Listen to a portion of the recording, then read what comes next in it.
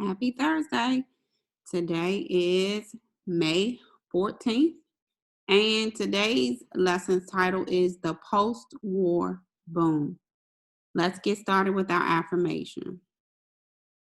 I believe, I believe that all things are possible. I believe that I will make a difference today. I believe in the impossible. I believe, yes, I believe in me. Why? I believe all these things because I am actively participating in the process that makes a difference because I am great. Today's objective, students will explore the impact the post-war boom had on America. Assignment number 1 will be due this coming Monday, May 17th. It is already available in Google Classroom, and just like our previous lessons, you should complete assignment number 1 while watching the video on the post-war.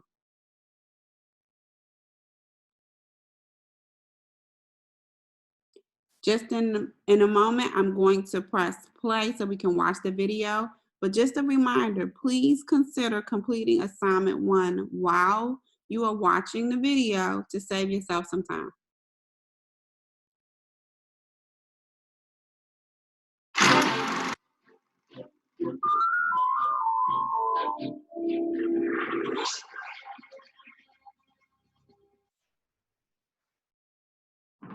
It was called the Atomic Age and the Fabulous 50s. Swept away was the gray mood of the war years. This was an era when Americans had fun. This joyful mood came in part from the robust post-war economy. Factories were churning out products to satisfy the growing consumer appetite in America and to meet the needs of a post-war Europe. The defense industry kept military supplies flowing in reaction to the Cold War. And the nation was building, straight up in the cities and far out into the country.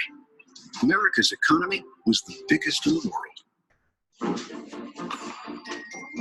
With job security, a good paycheck, and no military responsibilities, for many the time was right to settle down and get married. Millions rushed to the altar, sending marriage rates to an all-time high. Home builders anticipated the needs of newlyweds and young families. They built new suburbs that appealed to countless first-time homebuyers. Eager families left urban areas in droves to enjoy modern homes with the latest time-saving conveniences. Among the most famous housing developments were the Levittown communities. Navy builder William Levitt took what he had learned about efficient military construction and applied it to the mass production of homes. To keep down costs and maintain uniformity, Levitt bought his own forest, sawmill, and railroad line, then standardized production and built thousands of factory-style homes. It was exactly what many young families wanted, a neat, affordable place to live. $90 down and $58 a month could buy a 2-bedroom, 1-bath house with modern amenities, well within reach of the new middle class. The 1950s home was the focal point of family life. There, women devoted their time to being good wives and mothers. The role of cheerful homemaker was strongly encouraged, even idealized in media images. More than any other decade, motherhood was embraced. Between 1945 and 1964, roughly 76 million babies were born in the United States. Collectively known as baby boomers, it is the largest generation in the nation's history. Unlike earlier generations, this one came with a guidebook, Dr. Benjamin Spock's Common Sense Book of Baby and Child Care. In it, Dr. Spock suggested parents relax and have fun with their kids. His influence made children the center of the 1950s household. In the suburbs, families could live a seemingly idyllic life. Well-manicured lawns, safety for children, fun leisure activities, and good neighbors that all fit right in. With their own post office, schools, shopping centers, and places of worship, there was no need or desire to return to the crowds and complexities of cities. Not everyone was pleased with the growth. urban planners warned against unchecked sprawl and wasting natural resources. And in the cities, as whites took their economic clout out of urban areas, funding for civic improvements left too.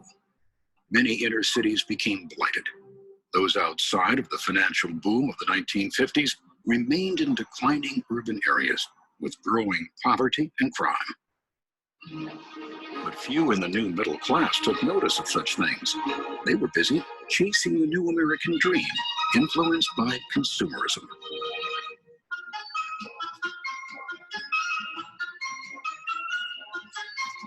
Shopping malls made it easy and quick to get just the right item. Feel-good advertisements promised a better life if you bought their product. Completely new from base to lid. Take it apart, see what they did. The General Electric blender is best for you. Americans filled their homes with everything they could want or need. If you couldn't afford it, you could charge it to your new credit card. Buy now and pay later was the mantra. Shopping on credit took off in the 50s. How people earned a living changed in the post-war years. For the first time, white-collar service workers outnumbered those who made products. This change was reflected in city skylines. Sleek but impersonal towers of concrete, glass, and steel were built to house rapidly growing corporations and their employees, workers who were often referred to as company men. For this group, conformity meant success. A proper suit and a starched white shirt was the look that signaled executive. Employees learned teamwork, loyalty, and conformity. Business leaders took their cues from their military experience. It was efficiency and productivity, not individuality, that counted. Away from work, one way Americans showed their personality and status was in the cars they drove. The newer the car, the better. There's a new era in automobiles. It's the new Motoramic Chevrolet. What's new? Everything. A revolutionary new ride plus new power. And from the side, the airfoil-shaped fender lines and wide double molding are all new to accent the length and grace of the beautiful Bel Air Fisher body. And don't you feel luxurious in that roomy interior? Seems to have just everything you could ever ask for. This was the beginning of America's car culture. The growing suburbs had little public transportation. People drove everywhere, and business changed to accommodate the trend. Shopping malls offered acres of parking. Drive-in movies showed front seat entertainment. Hotels catered to travelers on road trips. And drive-in fast food restaurants, complete with car hops, sprang up to meet the needs of an increasingly mobile population. Next to the family car, the most prized possession was the television set. In 1941, there were fewer than 10,000 televisions in the country. By 1959, over 65 million TVs had been sold. Television quickly replaced radio as the leading mass medium entertainment.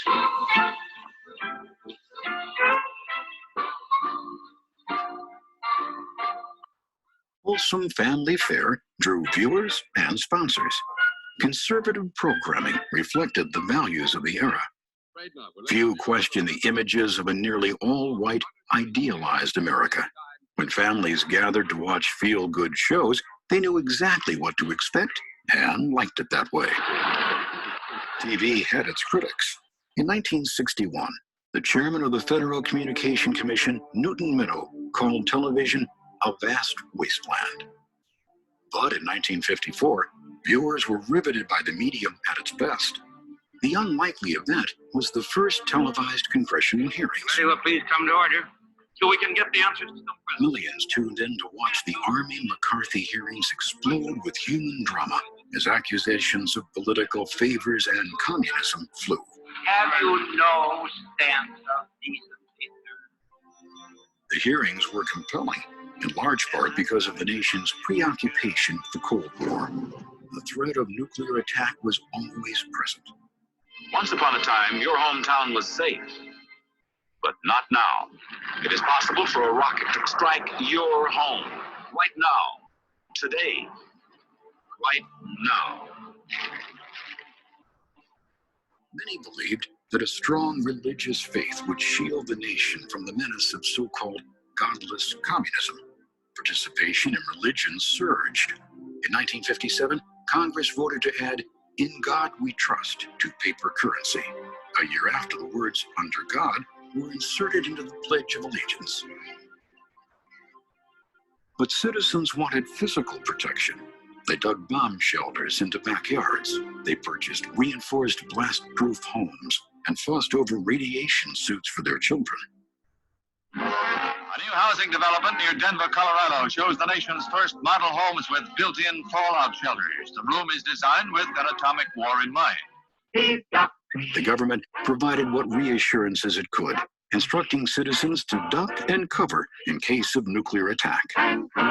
Sundays, holidays, vacation time, we must be ready every day, all the time, to do the right thing if the atomic bomb explodes.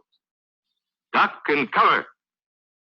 This family knows what to do, just as your own family should. You duck, and then you cover. Over time, the civil defense program faded from public practice as it became clear that in the event of nuclear attack, there was simply no escaping the deadly effects of radiation.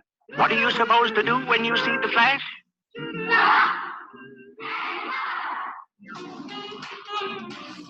In the prosperous 50s, people discovered they had more leisure time and dreamt up more ways to fill it. And for the first time, large numbers of young people could stay in school instead of getting jobs to help support their families. This group was newly identified as teenagers. Their allowances made them targets for marketers, and their leisure time gave them the freedom to explore a new craze that would become a major force in American music and culture: rock and roll. Airways beamed this new musical sensation into millions of American homes. And when Elvis Presley hit the scene, parents met their match. The tuxedo wasn't enough to cover what looked like trouble.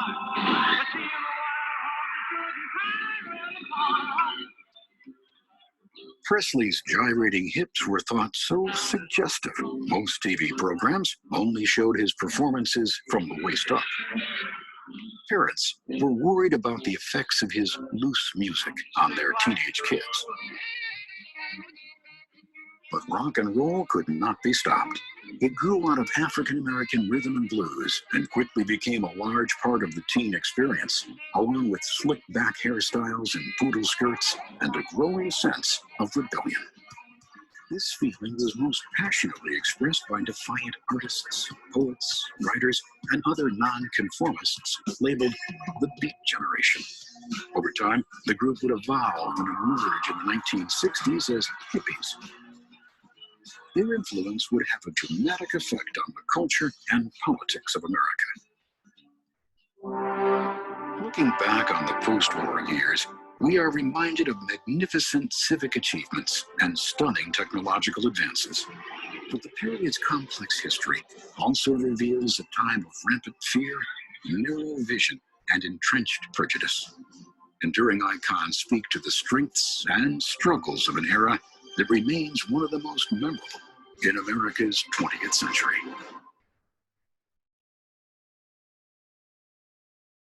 All right, so hopefully you completed assignment number 1 while watching the video. If you didn't, you still have time. You can go back. You can put on the closed caption. I didn't put the closed caption in this week because I found that to be somewhat of a distraction and everyone may not need that.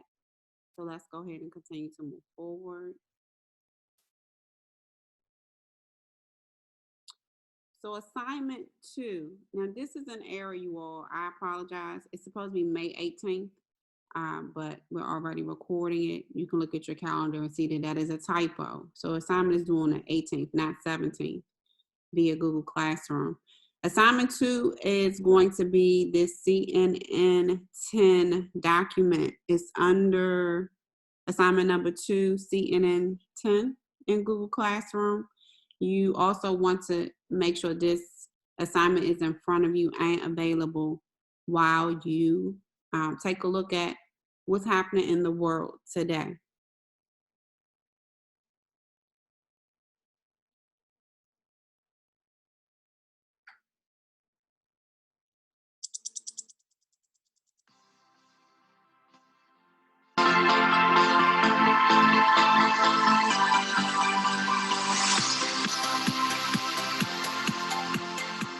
Welcome to the show. I'm Carl Azus. 2 days ago, we took you around the world to show you where different nations are in their responses to coronavirus. We're doing the same thing today, but for North America, and as you'll see, different locations' plans are just as varied. The new coronavirus that changed our way of life may become a long-term problem, part of a number of viruses like the flu that circulate around the world every year. That's the word from an official with the World Health Organization who says he doesn't think anyone can predict when or if the disease will disappear. The WHO is part of the United Nations. It was criticized for waiting until mid-March to officially declare the coronavirus a pandemic, a disease that's widespread across the world. Now the organization says there's a long way to go until it's not considered a pandemic. The shutdowns and closures related to the disease are increasingly being lifted, and there's hope in the efforts being made around the world to find ways to treat, cure, and prevent the disease. According to Johns Hopkins University, there have been more than 83,000 deaths linked to coronavirus in the United States, but there have been hundreds of thousands of recoveries as well. In terms of supplies, equipment, and beds available, many hospitals have become better prepared to help coronavirus patients. But just as their numbers aren't spread evenly across the country, state plans differ as well. I'm Ryan Young outside Columbus, Ohio, and here the state hasn't seen 14 straight days of drop-off when it comes to coronavirus cases like the CDC recommends before opening businesses back up. But that hasn't stopped the state from allowing retail shops to open their doors. It's been a tough 7 weeks. Some businesses like this one haven't had their doors open. They've had to lay off employees. So this was a welcome open. You can see social distancing markings all across the floor here to be ready for customers. They also have hand sanitizing stations. This doesn't stop just here. Across the state, they're getting ready for more openings. On Friday, we know restaurants will be allowed to do outdoor seating. Barbershops, spas, and salons will be able to open. I'm Diane Gallagher in Atlanta. Wholesale beef prices have hit the highest levels ever recorded, according to the USDA. And as the country reopens, meaning restaurants are too, an already struggling industry is now facing new challenges. A barbecue owner in Tennessee tells us that he's leaving brisket off the menu this week because it's just too expensive, much to the disappointment of his customers. At a burger bar in Virginia, the owner tells us that he can only last about one more week with the price of ground beef before he's going to have to increase prices for his customers. He said that every time he sees a light at the end of the tunnel, it seems to go out. I'm Paula Newton in Ottawa, where Canadian Prime Minister Justin Trudeau says stronger measures may be needed at the US-Canada border going forward. Now, he says this because as states begin to reopen, he says Canada needs to show extreme caution given the level of outbreak in the United States. Right now, by mutual agreement, that US-Canada border remains closed to all non-essential traffic until May 21st. Both countries are trying to decide whether or not to lift those restrictions, but if they do, there could be temperature checks and medical history checks for those coming into Canada. I'm Erica Hill in New York, where the Broadway League has announced theaters in this city will remain closed through at least September 6th. This impacts 31 Broadway productions. 8 of those were new shows in development. Broadway theaters shut down on March 12th after an usher for 2 shows tested positive for the virus. As for the city itself, New York City Mayor Bill de Blasio says we are still weeks away from reopening. The first chance to look at doing something differently would come in June, but only if there are indicators of consistent progress. Welcome to Boston Legal Run, man, too. 3, 2, 1, box off! No!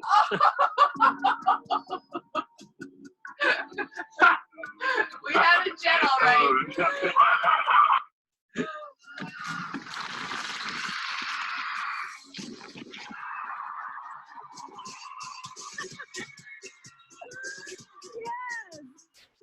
Wow, good thing we have goggles. Oh no! Oh no! Oh no! I can't say that! I can't say that! Oh, you've been slimed.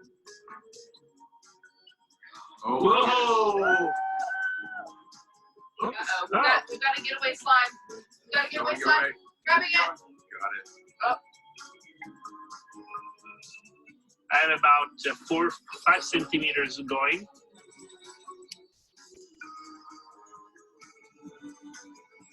Oh no! Oh, wow. That is so awesome! Don't get too close. Or you ready to move back? Yep. Okay. Here it comes. Wow. Houston, we have a slime bum. What kind of snake? Well done. It is a perfect sphere. I think we should keep our little friend, the slime ball, around. Yeah. You should get the name. We just need to have a slime sitter. Someone to watch it, care for it. 10-second trivia. What was the only U.S. battleship to get underway during the Japanese attack on Pearl Harbor in 1941? USS California, West Virginia, Nevada, or Oklahoma? USS Nevada was the only battleship to start moving, though it was hit by a torpedo and multiple bombs. That's why the crew intentionally ran the USS Nevada aground to save the ship. But its survival is only part of the reason why this was known as the unsinkable battleship. The USS Nevada was commissioned in 1916 and served in World War I. After the Pearl Harbor attack more than 2 decades later, the ship was repaired and sailed to Europe, where it took part in the D-Day landings of World War II. Then the Nevada returned to service in the Pacific. After the war ended, the ship was used as a target in the U.S. military's nuclear weapon testing program. That's when the Nevada survived 2 atomic blasts in 1946. Still floating, the Nevada was finally sunk in 1948 after the Navy used it again for target practice and hit it with an aerial torpedo.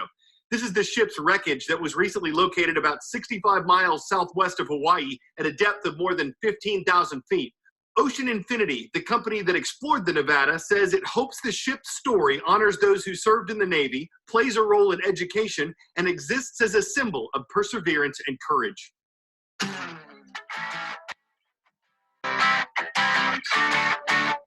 You high school seniors are a symbol of perseverance and courage.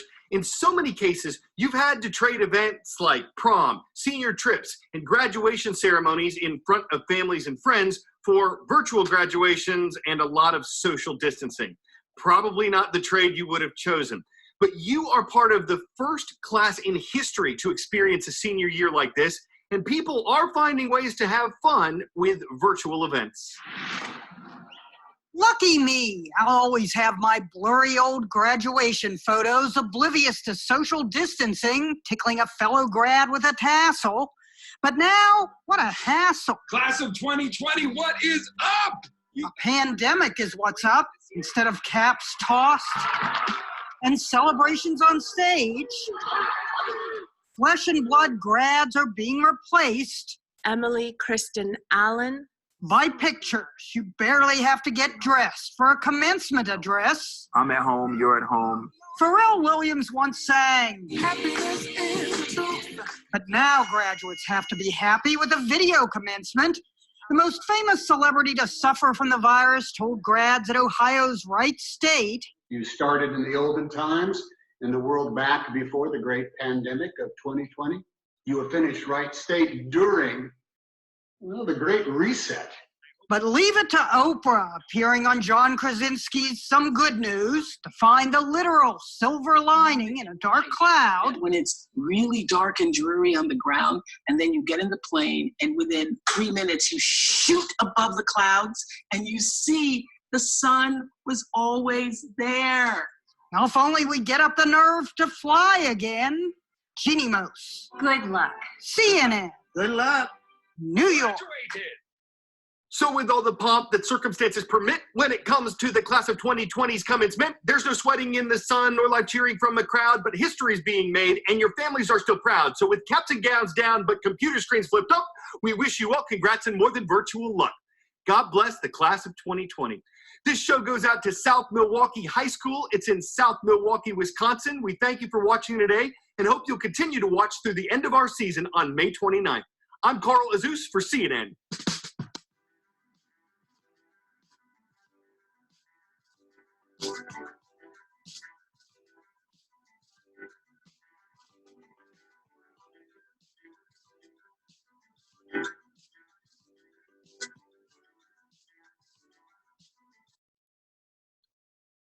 All right, so that was 10 minutes of what's happening in the world right now. We have decided, Ms. Davis and myself, to try to keep you all connected to what's going on in the world. So CNN 10 is definitely 10 minutes of a snapshot of what's happening. Assignment 2 was to complete that Google Doc that is already in Google Classroom. If you didn't do that, you do have time to go back and press rewind, replay, whatever works best for you. And in terms of the post-war lesson, that's all, folks. Assignment 1, again, you did have to watch the video, complete the worksheet that is provided in Google Classroom, just like previous lessons. Assignment number 2, the CNN 10 worksheet. Again, you all, this is a typo, and I apologize. It should say May 18th, but I'm not recording this again for a date. Again, Maryland schools are closed to the end of the year, and I wanted to correct some important dates. Thursday, June 4th is our actual last distance learning lesson, not June 11th, because your actual last assignment will be June the 4th, and then that last day is June the 16th. Next week, we will cover an era of social change. This particular photo was in 1969, and it shows hippies participating during the 4th of July parade. And then we have the civil rights. So we'll kind of put those lessons together. We're going to give you a summary of both, and then have you do an assignment. Just as a reminder, our virtual hours are lesson days, Thursdays, pre-recorded or live. Ms. Davis and I already decided that all of these lessons will be pre-recorded. We're planning to make the very last lesson live, but stay tuned for that. But either way, you need to make yourself available on Thursdays for your social studies day. Our assignments are due Mondays, and that's it. So if you have any questions, comments, concerns, other requests, please feel free to reach out to us. We are looking forward to some great feedback, especially with that CNN 10. And you all have a fantabulous weekend.